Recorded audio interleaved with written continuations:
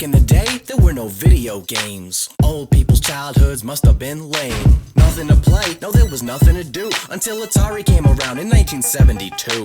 Pong became a hit in towns from south to north. Two paddles with a dot bouncing back and forth. And Pac-Man ran from coast to coast, a yellow face being chased by outer space ghosts. 1985, that's 13 years later. Nintendo rocked a console with a destiny greater.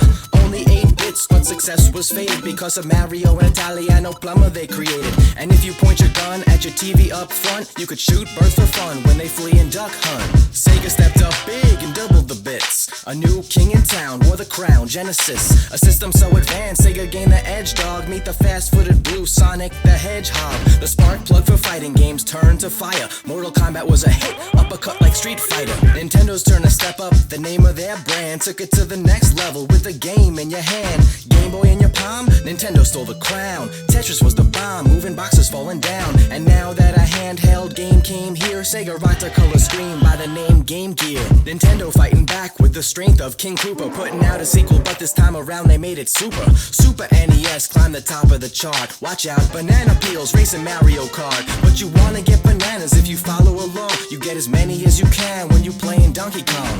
3 years later, Sega needed a hit. Released Sega Saturn, fresh 32-bit. A double in the graphics, you think we'd applaud it? But trouble in the traffic, cause like nobody bought it. But now that 32 bits was the new sensation, Sony came into the game with the true PlayStation. The illest creation across the whole nation. First controller for a system lets you feel the vibration. Crash Bandicoot ran and jumped around a lot. Final Fantasy's not forgot, Tomb Raider's Lara Croft was hot. The year 97 and Nintendo's back for more. Twice the bits as before with Nintendo 64. The newer graphics of the games were looking much cleaner. GoldenEye was stocking guns while Zelda rocked an ocarina. What's Sony to do? Put out something new. And in the same year debut to you, PlayStation 2. Play Guitar Hero, feeling like a star. Even knowing zero about strumming guitar.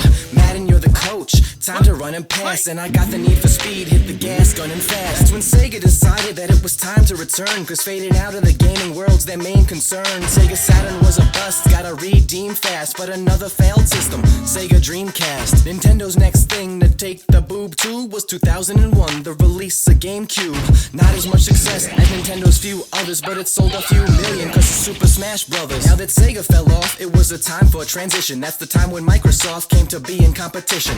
Xbox landed them the top position. Playing Halo's main ambition carried lots of ammunition. 3 years later, games look like real life. Xbox 360 graphics sharp as a knife. A new level of 3D for the nation to see. Complete the Sony trilogy and out came PlayStation 3. In Nintendo's latest system that they call Wii, you play the game like you're actually in the TV.